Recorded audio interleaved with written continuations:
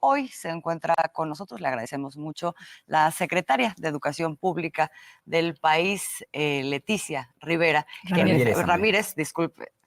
Leticia Ramírez Amaya, para hablarnos justamente de todas estas cosas. Vamos a hacer un corte de caja. Bienvenida, secretaria, buenas noches. Buenas noches, Azul. Buenas noches, Alberto. Muchas gracias por permitirme hacer algunos comentarios. Pues nos encontramos a 4 meses del final de este gobierno. Sin duda alguna ha sido un gobierno que modificó, transformó por completo su relación con el magisterio, la forma de verlo. Hay una voluntad desde el principio reivindicativa por parte del gobierno del presidente López Obrador hacia ese sector. Secretaria, ¿qué en este camino se logró? ¿Cómo se logró a partir de esa visión con respecto a los objetivos que fueron planteados al principio? Pues, antes que nada quisiera comentarles a todas las maestras y los maestros de México que realmente llegar al 15 de mayo y para quienes hemos sido maestros, reconocer la labor que se realiza todos los días en las aulas, que se realiza de manera cotidiana, que estamos cerca de la vida de las comunidades, cerca de la vida de las familias. Eso lo tenemos que reconocer y lo tenemos que recuperar. Nosotros decimos, en la etapa anterior a nuestro gobierno, se criminalizó al magisterio, se le denostó, se le planteó que era culpable de todos los males de la educación. Lo primero que hacemos es recuperar la labor del maestro y de la maestra. Nosotros lo que planteamos es una valorización del magisterio, un reconocer una actividad docente como una actividad profesional.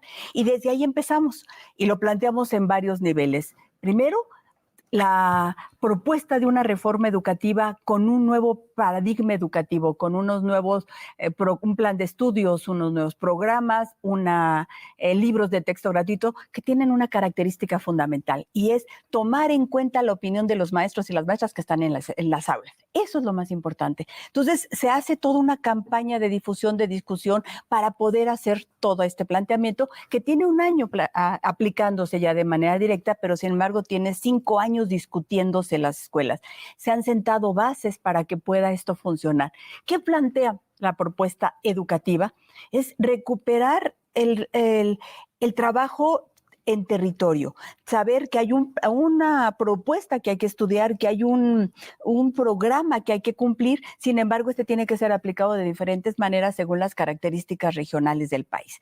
Y además tiene que ser adecuado a las características del sistema que se esté planteando. Si es una escuela regular, si es una escuela indígena, si es una escuela multigrado, si es una escuela con características de educación especial, todos los tipos de educación que tenemos se tiene que plantear y se va adecuando.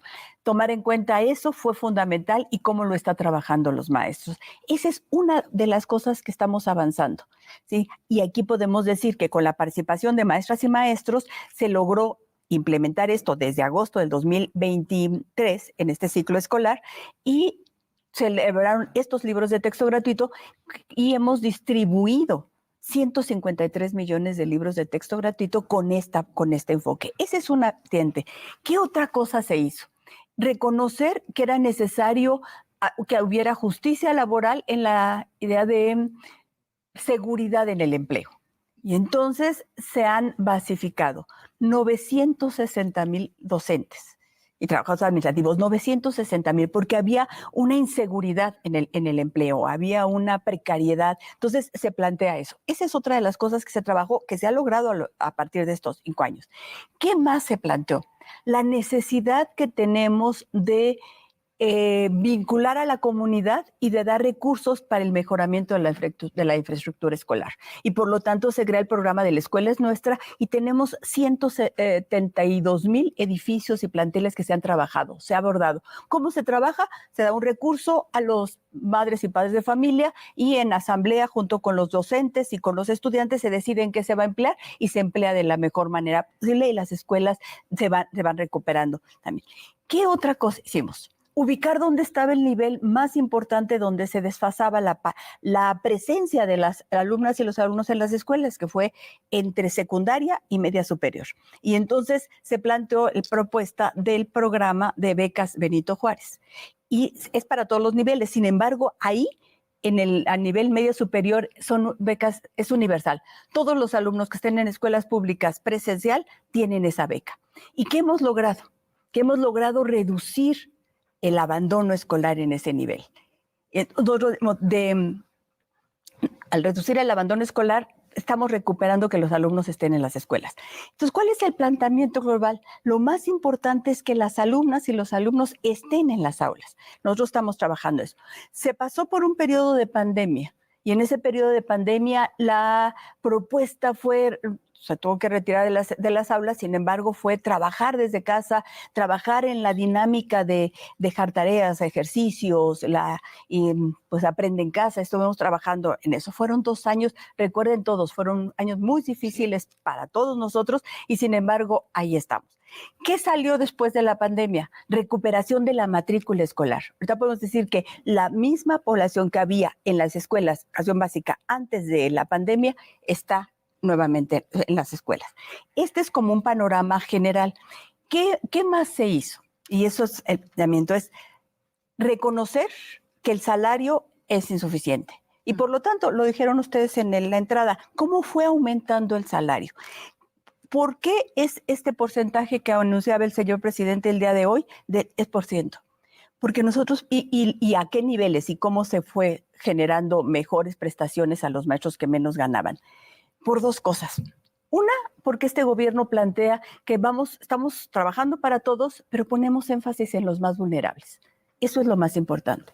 Nosotros decimos, y lo decía el presidente Andrés Manuel, tenemos la obligación de administrar los recursos públicos de la mejor manera posible, de la manera más transparente. Entonces, no podemos resolver para un solo sector subir más recursos y desatender otras cosas. Entonces, se tiene que regularizar, se tiene que explicar, se tiene que repartir lo que se tiene.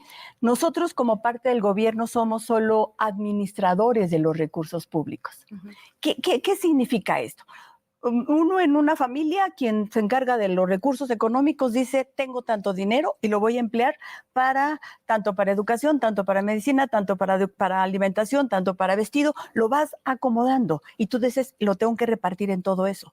Es lo mismo que hace el gobierno. Todos los recursos públicos que se reciben tiene que decir qué es para un área, qué es para otra área, cómo se va a trabajar aquí. Entonces, ¿qué es para incrementos salariales de diferentes sectores y para el del magisterio? Este incremento salarial es muy importante, es el esfuerzo que pudo hacer el propio gobierno, lo decía el presidente, son 172 mil millones de pesos más, aparte de lo que ya planteó el presupuesto que se aprueba en la Cámara de Diputados. Entonces, ¿por qué? Porque es necesario, porque tenemos que reconocer la labor del maestro y porque en eso estamos. Vamos hacia allá. Quisiera decirles que hay 2 características de este incremento salarial. Uno, que es retroactivo al 1 de enero. Entonces, eso es muy importante. Sí.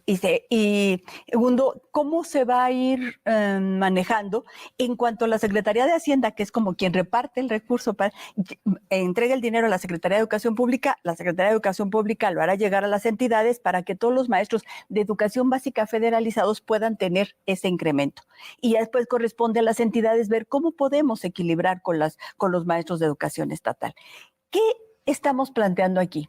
Lo que estamos diciendo es, necesitamos como sociedad cada vez más reconocer la labor del docente en las escuelas, en las comunidades, en todo el ambiente que se genera en los barrios. Necesitamos saber que existe ese maestro que da todo porque estén bien sus alumnos.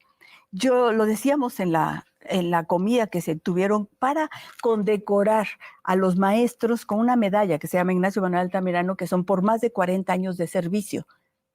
Más de 40 años de servicio para la educación, reciben maestros esa medalla y lo platicábamos ahí, que los que han estado en las aulas saben la importancia del trabajo que significa estar en el salón.